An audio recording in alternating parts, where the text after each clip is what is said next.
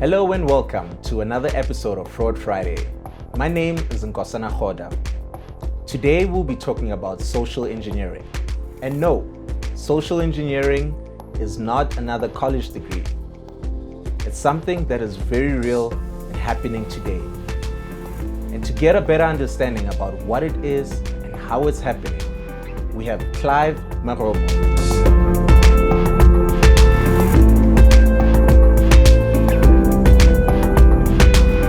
Hello, Clive. Hello, Nkosana. Great to be here. Thank you for the invite. Thank you, Clive. So tell us, what is social engineering? Social engineering is the art of manipulating people. It is the use of deception to get people to disclose confidential information that could be used by fraudsters. It is one of those techniques where, depending on the type of information that fraudsters are after, they will employ a variety of techniques to extract that information out of you. In certain instances, they could impersonate a trusted official, such as a customer representative from a bank, to try and gain your trust, because like with all manipulative behavior, social engineering is premised on the abuse of trust as well as persuasion. Another technique that social engineers can employ is to inject a sense of urgency, because they know that when they do so, we do not have enough time to process what's happening around us. Typically, you also find in certain social engineering scenarios the triggering of our emotions. They try, by all means, to make sure that either they play on fear, they play on uncertainty. To some extent, they also play on greed, because they know that when our emotions are heightened, we don't think straight, and we end up making decisions that we might end up regretting at a later stage. Social engineering is exactly that. It's targeting human vulnerabilities. That is why in some cases, it's referred to as human hacking. Thank you for that. So now these fraudsters, right, they get you to trust them and you give them that sensitive information. What then happens after that? A couple of options come to play once they have gotten you into a situation where you either willingly disclose very confidential information, or they trick you into installing malicious software that will help them extract that information from your devices. Depending on the nature of the information, if it's login credentials to your internet banking profiles, they could use that information to take over your online identity. They will then log on to your internet banking or mobile banking and use that information to commit fraud. It could be payments that they could make on your behalf, or essentially clean you out. If it's card numbers, as an example, they could use this information to conduct card not present transactions. They can shop online, they could buy different services online using that information that they would have gotten from you. In certain instances, they can use the information that they've extracted from you by selling it in certain illicit markets that are available online. And I assume the markets you're talking about, that's the dark web, right?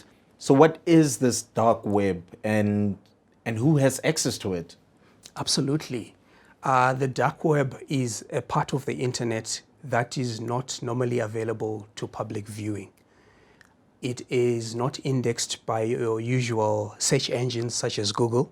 So it will never come, the contents of the dark web will never come out when you search for it on Google.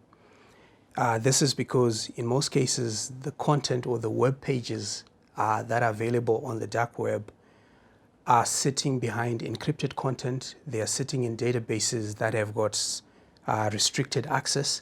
And in certain instances, you will require a special browser for you to be able to get to this content. A good example of such a browser is Tor, which stands for the Onion Router, which is a browser that was developed with anonymity in mind. And that's the common browser that is used by individuals that want to navigate the dark web. Most of the people that you find ending up on the dark web have a certain level of technical savviness to them because of the restrictions that have been implemented to try and restrict who can access content that's on the dark web. But what can we do? What advice can Standard Bank give us, the customers, in order to better protect ourselves? I have a couple of recommendations, but they all boil down to personal security practices. The first one that I always like to touch on is password security. First advice, do not reuse passwords.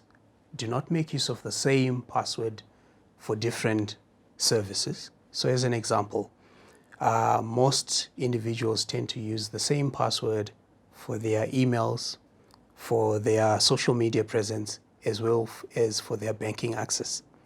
That exposes us to a lot of risks in the event that any of those channels are breached. So password reuse is something I would definitely recommend that we do away with as customers. The first one is to leverage multi-factor authentication. This is the use of biometrics as an example for you to log in, where supported. And this is not only just to log into the device, but also to some of the applications that we make use of. In the event that biometrics or multi-factor authentication is not available, I would recommend the use of very strong, long, complex, and unique passwords. That is something that will help strengthen your login credentials for any of the various applications that you consume digitally.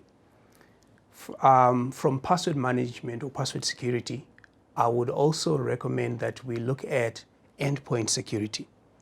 What mechanisms can we put in place to provide the security of the device that we are using to interact with online, whether it is a smartphone or a laptop?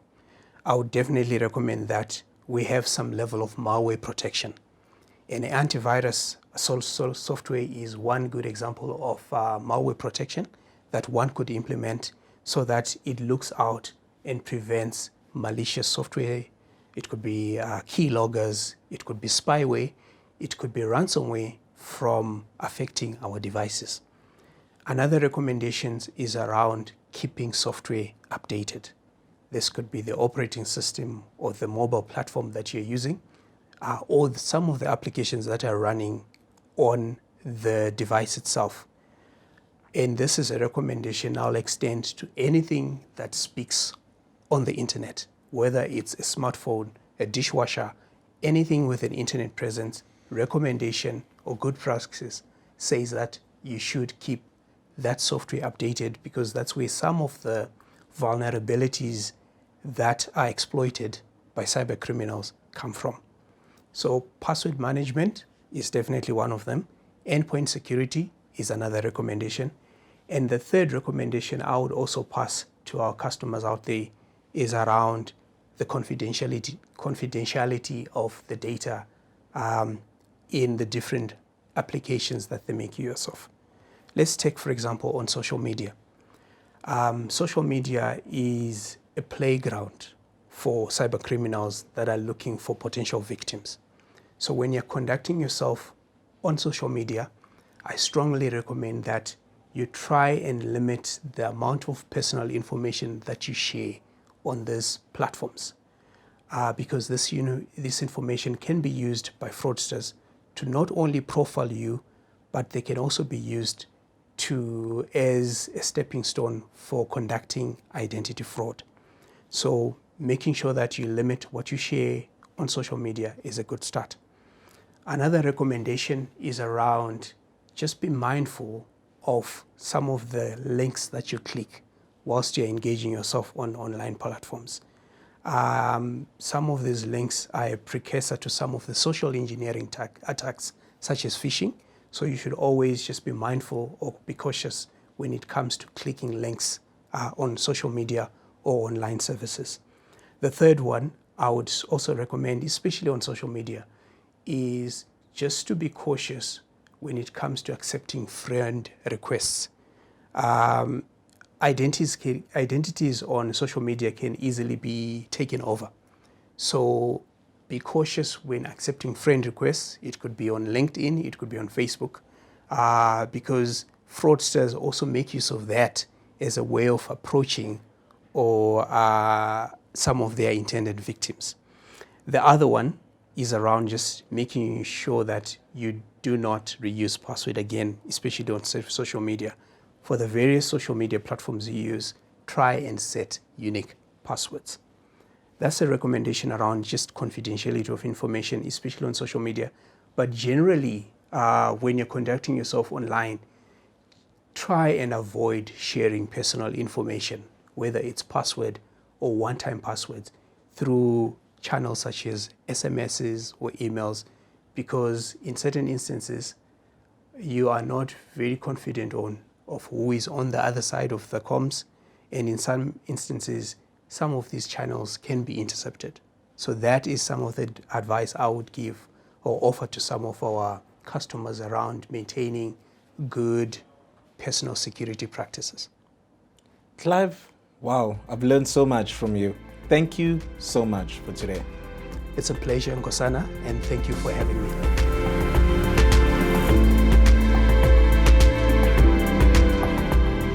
There you have it, ladies and gentlemen.